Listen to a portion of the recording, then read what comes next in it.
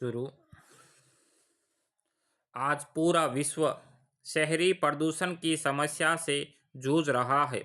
विश्व स्वास्थ्य संगठन की एक रिपोर्ट के अनुसार विश्व की लगभग 80% शहरी आबादी प्रदूषित हवा में सांस ले रही है। यह समस्या निम्न एवं मध्यम आय वाले देशों में और भी अधिक है। इन देशों की लगभग 95% शहरी जनसंख्या प्रदूषण का शिकार है। भारत में भी यह समस्या विकराल होती जा रही है।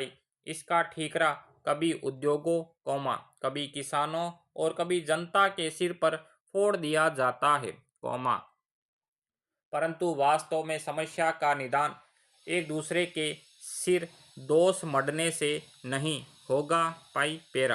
भारत के उत्तर व मध्य भारतीय शहरों में पिछले 3 दशकों में प्रदूषण का स्तर बेहद खतरनाक स्तर तक पहुंच गया है। अगर स्थिति इसी तरह से जारी रही तो वर्ष 2050 तक उत्तर भारत के कई बड़े शहर रहने के लायक भी नहीं रहेंगे। तस्वीर का दूसरा पहलू देखें तो पिछले 3 दशकों में पर्यावरण संरक्षण व संवर्धन को लेकर विभिन्न योजनाएं कार्यक्रमों तथा योजनाओं पर सरकार द्वारा जो करोड़ों अरबों रुपए पानी की तरह बहाए गए, अगर उसके आधे हिस्से का भी सही तथा गुणवत्तापूर्ण उपयोग होता तो संभवतः आज तक हमारे शहरों की आबो हवा काफ़ी खुशगवार होती। मगर यहाँ सब कुछ उल्टा पुल्टा देखने को मिला। साल दर साल जितनी योजनाएं बनती गई, उतनी ही आबो हवा जहरीली होती गई। आंकड़े इस बात की साफ गवाही देते हैं। वस्तुतः कहे कि यह एक राष्ट्रीय संकट का रूप ले चुका है तो गलत नहीं होगा। विश्व स्वास्थ्य संगठन की रिपोर्ट काफ़ी चौंकाने वाली है। रिपोर्ट में वर्ष 2008 से 2015 के बीच 81 देशों के 1600 शहरों में वायु प्रदूषण का ब्यौरा पेश किया गया। इस रिपोर्ट में दुनिया के 20 सर्वाधिक प्रदूषित शहरों में 13 भारत के बताए गए हैं। इसमें ग्वालियर, इलाहाबाद, पटना, लुधियाना, कानपुर, लखनऊ, धनबाद, दिल्ली, रायपुर आदि शहरों को दुनिया के सर्वाधिक प्रदूषित शहरों में शामिल किया गया है। आंकड़ों पर ध्यान दें तो दुनिया की 20 सर्वाधिक आबादी वाले शहरों में 5 भारतीय शहर शामिल है और भारत में जिस तरह शहरी आबादी बढ़ रही है, ऐसे में वर्ष 2030 तक उसके 70 से 80 करोड़ तक पहुंचने के अनुमान लगाए जा रहे हैं। मगर भारत के शहर आबादी के इतने बड़े दबाव को झेलने में सक्षम है। विशेषज्ञों की माने तो इसके लिए सरकार को 2 स्तरों पर काम करना पड़ेगा। शहरों की मौजूदा संरचनाओं में परिवर्तन तथा सुधार, शहरीकरण की प्रक्रिया को विस्तार देते हुए नए शहरों की बसावट। इसके लिए सरकार को अभी से प्रभावी पहल शुरू करनी होगी तथा विभिन्न स्तरों पर नीति नियमन से लेकर क्रियान्वयन तक में विशेष सक्रियता दिखानी होगी। भारत में पिछले 1 साल से स्मार्ट सिटी परियोजना के बारे में चर्चा की जा रही है तथा पिछले 2 सालों से स्वच्छ भारत अभियान चलाया जा रहा है। इसकी शुरुआत तो अच्छी रही, किंतु इनके निर्धारित लक्ष्यों या उद्देश्यों को कैसे हासिल किया जाएगा, इसको लेकर विभिन्न स्तरों पर गहन सोच समझ व समन्वय का प्रभाव अभी से दिखाई दे रहा है।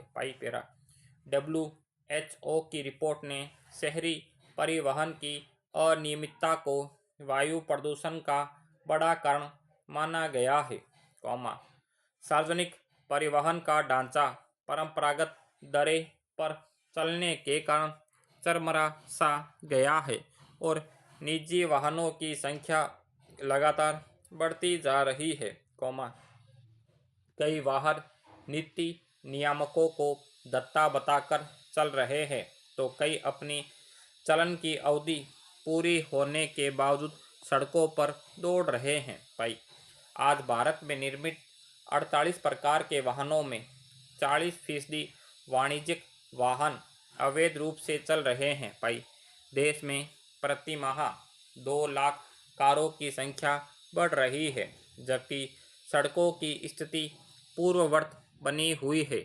नतीजतन ट्रैफिक जाम तथा वायु प्रदूषण में अप्रत्याशित वृद्धि हुई है। भाई, इस समस्या से निजात पाने के लिए सरकार के पास 2 विकल्प है। पहला, मौजूदा मुख्य सड़क मार्ग के क्षेत्रफल में वृद्धि तथा दूसरा, संपर्क मार्गों का पुनर्निर्माण व नवीनीकरण। पैरा, शहरी क्षेत्रों में कई ऐसे खतरनाक औद्योगिक इकाइयाँ हैं जो वायुमंडल में sulphur dioxide, carbon monoxide, hydrogen sulphide, nitrous oxide, chlorine जैसे खतरनाक उत्सर्जकों को वायुमंडल में उत्सर्जित करती है। यद्यपि सरकार को ऐसी छोटी बड़ी खतरनाक औद्योगिक इकाइयों की स्थापना शहरी क्षेत्र से दूर किसी अलग स्थान पर करने के निर्देश दिए जाने चाहिए थे तथा उनके लिए उत्सर्जन तथा क्षतिपूर्ति से संबंधित मानक तय किए जाने चाहिए थे, मगर ऐसा हो नहीं पाया। एक और बड़ी समस्या यह है कि पर्यावरण संरक्षण को लेकर सरकार तथा संबद्ध एजेंसियां तो लापरवाह है ही, परंतु आम नागरिकों में भी पर्यावरण जागरूकता के प्रति बेहद उदासीनता व लापरवाही देखने को मिलती है। जबकि भारतीय संविधान के नीति निर्देशक तत्वों में सरकार के लिए तथा मूल कर्तव्यों व दायित्वों के प्रति अवगत कराया गया है, ऊपर से न्यायपालिका तथा कई राष्ट्रीय अंतर्राष्ट्रीय पर्यावरण एजेंसियां भी प्रदूषण को लेकर सरकारों को कई बार दिशा निर्देश दे चुकी है। खुद केंद्र सरकार की राष्ट्रीय हरित न्यायाधिकरण तथा केंद्रीय प्रदूषण नियंत्रण बोर्ड जैसी एजेंसियां प्रदूषण की दिन प्रतिदिन होती गंभीर स्थिति के प्रति अपनी कई रिपोर्ट पेश कर चुकी है, मगर हालात में सुधार होते नहीं दिख रहे हैं। दमा, टीबी, कैंसर तथा हृदय, फेफड़ों व मस्तिष्क से संबंधित गंभीर बीमारियां, तंत्रिका तंत्र व ज्ञानेंद्रियों पर बुरा असर, जीव जंतु, पशु पक्षियों तथा वनस्पतियों सहित संपूर्ण पारिस्थितिकी तंत्र तथा जैव विविधता पर दुष्प्रभाव, खेती तथा अन्य कृषि उत्पादों की गुणवत्ता व उत्पादकता में कमी, व्यापारिक तथा व्यावसायिक गतिविधियों में कमी, स्वस्थ, गतिशील तथा कार्यकुशल जनसांख्यिकी में कमी, सार्वजनिक परिवहन प्रणाली के व्यवहारिक ढांचे को और अधिक मजबूत व प्रभावी बनाने के लिए न सिर्फ नवीन तकनीक, उपकरणों तथा प्रविधियों का उपयोग करना होगा, बल्कि मुख्य सड़कों, फ्लाईओवरों तथा संपर्क मार्गों के विकास विस्तार, पुनर्निर्माण, देखरेख तथा रखरखाव पर भी विशेष ध्यान देना होगा। छोटी बड़ी सभी प्रकार की खतरनाक व प्रदूषक औद्योगिक इकाइयों की स्थापना शहरी या रिहायशी क्षेत्र से दूर निर्दिष्ट स्थान पर की जानी चाहिए। शहरी क्षेत्रों के आसपास के क्षेत्रों में किसानों द्वारा खेती के अवशेषों पराली को जलाने पर पूर्णतया प्रतिबंध लगाया जाना चाहिए।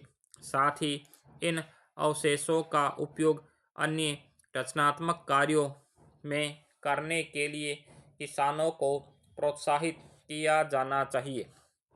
स्वायत्तशासी एवं स्थानीय निकायों जैसे नगर निगम व नगरपालिका को और अधिक साधन व सुविधा संपन्न तथा अत्याधुनिक तकनीकों से लैस किया जाना चाहिए।